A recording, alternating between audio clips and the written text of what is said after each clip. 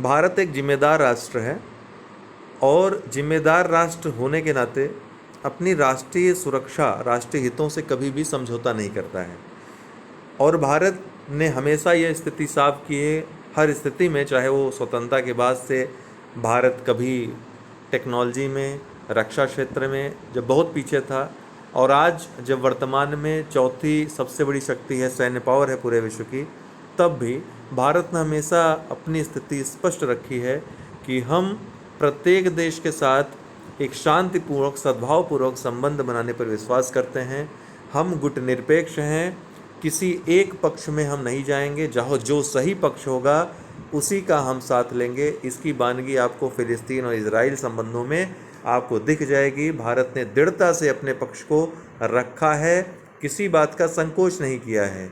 राष्ट्रीय हितों को भी सर्वोपरि रखते हुए भारत ने हमेशा ऐसे फैसले लिए हैं, हमेशा अपनी स्थिति स्पष्ट की है कि भारत अपने फैसले स्वयं लेता है, अपने हितों के फैसले स्वयं लेने में सक्षम है। किसी भी देश या संस्था का दबाव भारत पे नहीं चलेगा।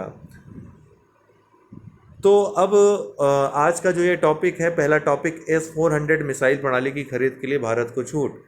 तो इसके पहले हम स्पष्ट करना चाहते हैं कि भारत को ये छूट की जो बात हो रही है, देखिए ऐसा नहीं कि भारत को छूट दे दिया तभी भारत इसको खरीद रहा है, भारत तो ले ही रहा है और 2 खेप आ भी गई है S-400 की। जब हम छूट की बात करते हैं तो आज के वैश्विक संदर्भ को हमको ज़्यादा समझने की आवश्यकता है, क्योंकि वैश्वीकरण के समय कोई भी देश एक दूसरे पर आत्मनिर्भर है, एक दूसरे पर निर्भर है। वैश्वीकरण के समय में विभिन्न जो अंतर्राष्ट्रीय संस्थाएं हैं, अंतर्राष्ट्रीय कानूनों हैं, उनका काफ़ी महत्व है। और वर्तमान में अमेरिका जैसे देशों का जो तमाम IMF हो गया, वर्ल्ड बैंक हो गया, UNO हो गया, या अन्य जो संस्थाएं जो सहायता करती हैं, ऋण देती हैं, लोन देती हैं, उन पर नियंत्रण है। इसलिए जब वो सैंक्शन इम्पोज करता है, इकोनॉमिक सैंक्शंस लगा देता है, तो निश्चित रूप से भारत जैसे जो देश हैं उन पर काफ़ी इसका इफ़ेक्ट पड़ता है। लेकिन अमेरिका को भी पता है कि वर्तमान में चीन जो अमेरिका के सामने एक प्रमुख आर्थिक प्रतिद्वंदी बन के उभर रहा है, ऐसे में भारत को किसी भी तरीके से हमें रुष्ट नहीं करना है। भारत को साथ लेकर ही हम चीन का प्रतिरोध कर सकते हैं। इसलिए भी S-400 के मामले में अंततः अमेरिका को झुकना पड़ा। भारत एक बड़ा आर्थिक भागीदार के रूप में भी अमेरिका के सबसे बड़े आर्थिक भागीदार के रूप में भी धीरे धीरे उभर रहा है। ऐसे में भी अमेरिका नहीं चाहेगा कि भारत रुष्ट हो किसी तरीके से और किसी दूसरे खेमे में जाए। हालांकि भारत खेमे पर विश्वास नहीं करता है, अपने राष्ट्रीय हित के अनुसार अपनी जो विदेश नीति है, जो सिद्धांत हैं, उसी के अनुसार चलता है। लेकिन फिर भी अमेरिका अपने राष्ट्रीय हित के अनुसार सोचेगा कि भारत ऐसा ना हो कि चाइना और रसिया वाले गुट में किसी तरीके से भी जाए, उसे जाने से रोकना है। क्योंकि भारत एक हिंद महासागर और दक्षिण चीन सागर में अगर देखी जाए अमेरिका की रणनीति, तो भारत एक महत्वपूर्ण मित्र के रूप में उसको नज़र आता है। तो S-400 जो मिसाइल सिस्टम है, अमेरिका भारत को, तो अमेरिका चाहता था कि थार्ड जो उसका हीरो है, देखिए 2 हीरो की कहानी है ये, एक S-400 है, एक हीरो का नाम, दूसरे हीरो का नाम है थार्ड ये कहाँ का है? USA का है। S-400 कहाँ का है? ये है रसिया का। दोनों ही जो वायु से आपके ऊपर हमले होंगे, पूरे किसी देश पे हमले हो रहे हों, तो उस हमले का प्रतिरोध करने के लिए एंटी डिफेंस सिस्टम है। लेकिन जो S-400 मिसाइल है, जो कि S-300 मिसाइल का ही उन्नत संस्करण है, ये एक बहुत ही मल्टी टैलेंटेड हीरो है। मतलब एक साथ 100 से लड़ सकता है। 100 वायुयानों से हमला हुआ हो तो एक साथ उनसे लड़ाई करने में सक्षम है, उनको ध्वस्त करने में सक्षम है। इतने हमले वो विफल कर सकता है। 6 दिशाओं से हमले हो रहे हैं वो विफल कर सकता है। दौड़ कर, अर्थात मोबाइल सिस्टम है, दौड़ भाग करके वो हमला कर सकता है। न सिर्फ बचाव कर सकता है बल्कि अटैक भी कर सकता है, और विभिन्न तरीके से अटैक कर सकता है। जहाँ पर रडार काम करने में सक्षम नहीं होते, अच्छे जो पावरफुल रडार होते हैं, वहाँ भी यह सिस्टम काम करने में सक्षम है। तो इसलिए एक पूरा पूरा एकदम कह सकते हैं कि पैकेज है। तो भारत अपने राष्ट्रीय हितों के अनुसार इसको खरीद रहा था। उसने स्पष्ट कर दिया भैया थर्ड महंगा भी पड़ रहा है और इससे बढ़िया जब हमको मिल रहा है और सस्ते में मिल रहा है और बगल ही मिल रहा है, तो आपसे हम काहे सात समुंदर पार आकर खरीदेंगे। तो इसलिए अमेरिका एक कानून लाया था बीच में, आपको बताऊं, काटसा उसका नाम था, और काटसा के थ्रू वो विश्व के देशों पर एक प्रकार से दबाव बनाने के लिए था कि रसिया जो है, रसिया से आप S-400 मत खरीदोगे तो हम काटसा लगा देंगे। हम काटसा का मतलब है उसमें विभिन्न प्रकार के सैंक्शंस इम्पोज करता है अमेरिका। लेकिन भारत ने एक नहीं सुनी। भारत को पता है कि भारत जानता है कि आपके लिए हम बहुत महत्वपूर्ण हैं। मुझे पता है कि हम चाहे जो करेंगे, आप काटसा तो हमारे ऊपर नहीं लगाओगे, क्योंकि फिर हमारे पास लगाने के लिए बहुत कुछ रहेगा। ठीक है, हम इतने कमज़ोर नहीं हैं कि काटसा लगा के हमें आप डरा दोगे। तो भारत के पास दो खेप आप ही गए। अमेरिका को समझ में आ गया कि भैया आप ज़्यादा अगर बोलोगे तो बेइज्जती ही है, इससे बढ़िया है कि भारत को छूट दो, आगे की चीज़ें हम देखेंगे। तो हाल ही में संयुक्त राज्य अमेरिका के निचले सदन अर्थात US हाउस ऑफ रिप्रेजेंटेटिव में एक विधायी संशोधन पारित किया गया है, जिसके तहत चीन जैसे हमलावरों को रोकने में मदद करने के लिए रूस से S-400 मिसाइल रक्षा प्रणाली की खरीद के लिए दंडात्मक काटसा प्रतिबंधों को भारत को छूट को मंजूरी दी गई। जो भारत को छूट देने की बात यहाँ मंजूर कर ली है कि भारत भैया खरीदो, चाइना हमारा भी विरोधी, आपका भी विरोधी, हमला अगर करता है तो आपको S-400 लेना है, आप ले लो। ठीक है। कैलिफोर्निया के 17वें विधानमंडल जिले के अमेरिकी प्रतिनिधि रो खन्ना ने कहा कि चीन की ओर से बढ़ती आक्रामकता का सामना करने के लिए अमेरिका को भारत के साथ खड़ा होना चाहिए। विदित हो कि अमेरिका द्वारा रूस से S-400 मिसाइल रक्षा प्रणालियों के एक बैच की खरीद के लिए काटसा के तहत तुर्की पर पहले ही प्रतिबंध लगाए जा चुके हैं। काटसा है क्या? जैसा कि मैंने आपको बताया कि अमेरिकी प्रतिद्वंदियों को प्रतिबंधों के माध्यम से प्रत्युत्तर अधिनियम countering America's adversaries through sanctions act का प्रमुख उद्देश्य दंडात्मक उपायों के माध्यम से ईरान, उत्तर कोरिया और रूस को प्रत्युत्तर देना है, जो उसके सहयोगी देश हैं, जो S-400 आदि इनसे मिसाइल सिस्टम, जो डिफेंस प्रणाली है खरीदेंगे, उनको रोकना है, सैंक्शन लगाना है। ये सैंक्शन दरअसल लगाना अमेरिका के लिए जरूरी भी है, मजबूरी भी है। अमेरिका जैसे देशों की जो अर्थव्यवस्था है वो हथियार बेचकर ही तो इतनी उन्नत हुई है। हमेशा से अमेरिका जैसे देशों ने क्या किया है, विश्व में आग लगाई है, युद्ध कराया है, और युद्ध के लिए जरूरत पड़ती है हथियार की, और हथियार बेचा है, अपनी अर्थव्यवस्था को मजबूत बनाया है। जब भी आप देखोगे अमेरिका की आर्थिक स्थिति डामाडोल होगी तो समझ जाइए कहीं ना कहीं कुछ न कुछ आग लगने वाली है, युद्ध होने वाला है, क्योंकि तब वो हथियार बेच करके अपनी अर्थव्यवस्था को बचा लेता है। तो यह कानून जो है, काटसा की बात हो रही है, तो वर्ष 2017 में क्रीमिया पर रूस के कब्जे, 2014 में जब रूस ने कब्जा किया था, और 2016 के अमेरिकी राष्ट्रपति चुनाव में कथित हस्तक्षेप के जवाब में पारित किया गया था। इसके तहत रूस के रक्षा और खुफिया क्षेत्रों में महत्वपूर्ण लेन देन करने वाले देशों के खिलाफ लगाए जाने वाले प्रतिबंधों को शामिल किया गया है। काटसा के तहत जो प्रतिबंध लगाए जाते हैं वो क्या क्या हैं? अभिहित व्यक्ति, जो सैंक्शन पर्सन है, उसके लिए ऋणों पर प्रतिबंध। यहाँ पे व्यक्ति का आशय सिर्फ एक व्यक्ति भी हो सकता है और एक राज्य भी हो सकता है, देश भी हो सकता है।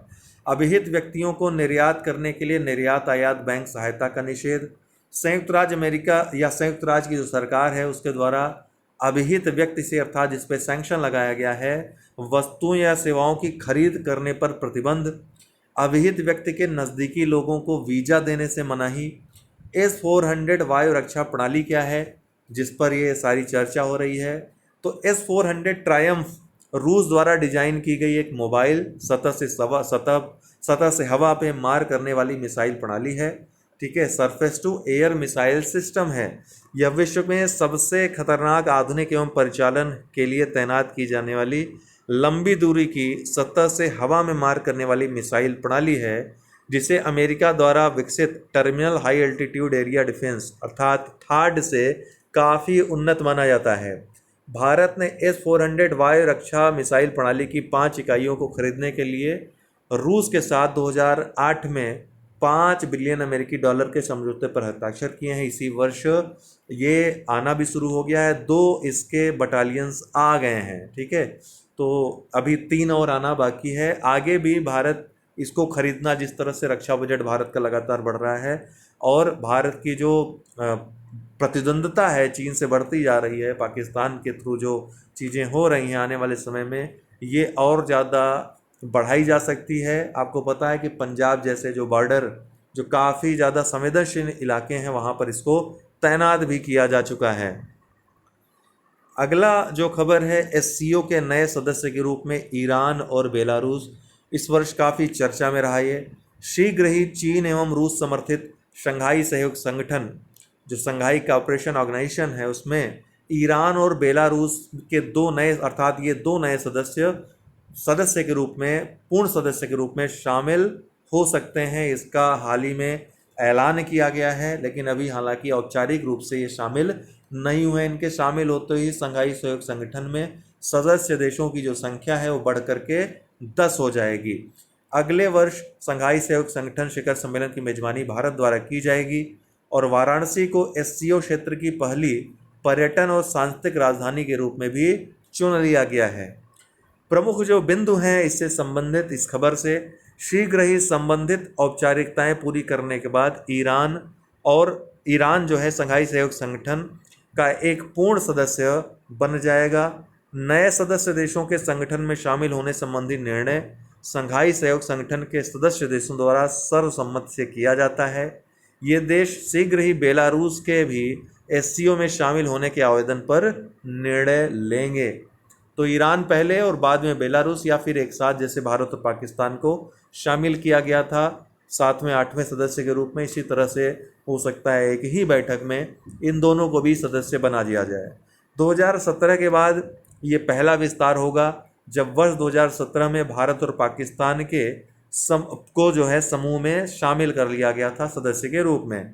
पश्चिमी देशों के लिए एक प्रत्युत्तर इसको माना जाता है। आपको पता है कि जो एससीओ का गठन हुआ था चीन और रसिया के नेतृत्व में, एक प्रकार जो पश्चिमी देश हैं उनके प्रत्युत्तर में हुआ था।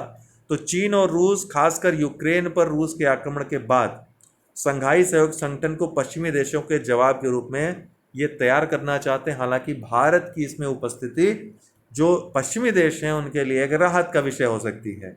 एससीओ का बढ़ता अंतर्राष्ट्रीय प्रभाव, एससीओ के महासचिव झांग मिंग के अनुसार इस दौर का समूह में विस्तार एससीओ के बढ़ते अंतर्राष्ट्रीय प्रभाव, एससीओ चार्टर के सिद्धांतों की व्यापक रूप से स्वीकारोक्ति को दर्शाता है। एक प्रश्न आप जरूर अपने मन में सोचते होंगे कि भारत एससीओ में सदस्य क्यों है, जबकि उसमें चीन और पाकिस्तान 2 बड़े जो प्रतिद्वंदी हैं वो साथ हैं, जो दुश्मन एक प्रकार से देश कह सकते हैं, साथ हैं। तो यही भारत के लिए एक अच्छी भी चीज़ है, क्योंकि भारत का जो परम मित्र माना जाता है रूस, न सिर्फ संगठन में शामिल है बल्कि इसमें प्रभाव भी रखता है। इसके अलावा जो अन्य जो देश हैं, जो मध्य देश हैं, उनका वो भारत के लिए सामरिक दृष्टि से काफ़ी महत्व वाले हैं। इसलिए भी भारत का इस संगठन में बने रहना बहुत ही महत्वपूर्ण है। और इसके अलावा चीन और पाकिस्तान का विरोध करने के लिए, उनके साथ बैठ करके उनका विरोध करने के लिए, आतंकवाद के खिलाफ आवाज़ उठाने के लिए एक अच्छा मंच भारत के लिए एससीओ साबित हो रहा है। तो नाटो से भिन्नता क्या है? तो शंघाई सहयोग संगठन का विस्तार नाटो के विस्तार से पूर्णतया भिन्न है, क्योंकि नाटो गुटनिरपेक्ष पर आधारित एक सहकारी संगठन है और किसी तीसरे पक्ष को ये लक्षित नहीं करता है, जबकि नाटो शीत युद्ध की सोच पर आधारित है। यहाँ पर आप शंघाई सहयोग संगठन कर लीजिएगा। ये एससीओ जो है गुट निरपेक्ष पर आधारित एक सहकारी संगठन है, वहीं किसी तीसरे पक्ष को ये लक्षित नहीं करता है, जबकि नाटो शीत युद्ध की सोच पर आधारित है। अन्य देशों की कीमत पर सुरक्षा, तो एससीओ का मानना है कि किसी को अन्य देशों की कीमत पर अपनी सुरक्षा का निर्माण नहीं करना चाहिए, जबकि नाटो अपने अस्तित्व को बनाए रखने के लिए नए दुश्मन बना रहा है। और वर्तमान में जो यूक्रेन रसिया तनाव है, ये नाटो के ही विस्तारवादी सोच का ही परिणाम है। अधिक निष्पक्ष और उचित अंतर्राष्ट्रीय व्यवस्था की बात करें तो एससीओ सदस्य देशों द्वारा इस बारे में विचार किया जा रहा है कि अंतर्राष्ट्रीय स्थितियों में हो रहे गहन परिवर्तनों के प्रति अनुकूलन किस प्रकार स्थापित किया जाए ताकि अंतर्राष्ट्रीय व्यवस्था को अधिक निष्पक्ष और उचित बनाया जा सके। कनेक्टिविटी और उच्च दक्षता वाले परिवहन गलियारों पर समझौते। तो समरकंद शिखर सम्मेलन में कनेक्टिविटी और उच्च दक्षता वाले परिवहन गलियारों पर समझौते और सदस्य देशों के बीच स्थानीय मुद्दा निपटान के लिए एक रोडमैप तैयार होने की उम्मीद है। तो इन सब दृष्टि से एससीओ काफ़ी महत्वपूर्ण है, भारत की दृष्टि से भी देखा जाए तो भी। एससीओ के बारे में बात करें तो संघाई सहयोग संगठन एक स्थायी अंतर सरकारी अंतर्राष्ट्रीय संगठन है। एससीओ की गठन की घोषणा 15 जून 2001 को शंघाई, चीन में की गई थी। जून 2002 में सेंट पीटर्सबर्ग एससीओ राष्ट्राध्यक्षों की बैठक के दौरान संघाई सहयोग संगठन के चार्टर पर हस्ताक्षर किए गए थे और यह चार्टर 19 सितंबर 2003 को प्रभावी हुआ। एससीओ का पूर्ववर्ती संगठन संघाई 5 था, जब इसमें 5 देश शामिल थे। कौन कौन? कजाकिस्तान, चीन, किर्गिस्तान, रूस और तजाकिस्तान। एससीओ की आधिकारिक भाषाएं कौन सी हैं? रूसी और चीनी। एससीओ के जो सदस्य देश हैं, वर्तमान में 8 सदस्य देश हैं। कजाकिस्तान, चीन, किर्गिस्तान, रूस, तजाकिस्तान।